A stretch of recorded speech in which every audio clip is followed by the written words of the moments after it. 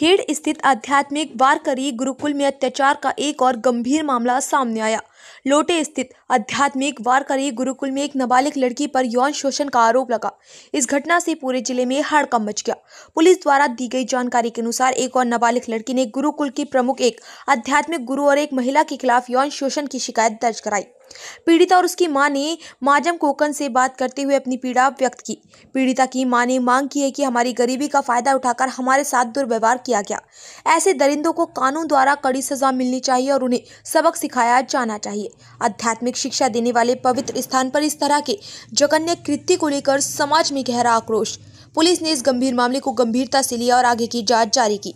अब यह मांग जोर पकड़ रही है कि आरोपियों के खिलाफ तत्काल सख्त कानूनी कार्रवाई करके पीड़िता को न्याय मिले। ये घटना नैतिक मूल्यों के हनन को दर्शाती है और ऐसी घटनाओं पर अंकुश लगाने के लिए सख्त कदम उठाने की आवश्यकता है। तिथे ओपनिंग झाल्यानंतर आहे ना 8 दिवसानंतर मी तिथे प्रवेश घेतला। तर प्रवेश घेतल्यानंतर ते 2-3 दिवस आहे ना मला तिथलं एकदम बरोबर वाटलं। पण त्याच्यानंतर त्यांनी ना माझ्यासोबत गैरवर्तन करायला सुरुवात केली। माझ्यासोबत एवढं त्यांनी असं एवढं गैरवर्तन केलं ना का मला सांगताच येणार नाही शब्दात। मग त्याच्यानंतर मी हे सगळं झाल्यानंतर मी ना हे सांगण्याचा प्रयत्न केला, तिथल्या शिक्षकांना सांगितलं, पण त्यांनी ना मला धमकी देऊन मला माझ्यावर खूप दबाव टाकला। मी लांबून आल्यामुळे ना मी घाबरलेले होते। मी हे आत्याला पण सांगायचा प्रयत्न केला, पण आत्याने पण माझ्यावर दबाव टाकला। मी पीडित मुलीची आई आहे। माझ्या मुलीवर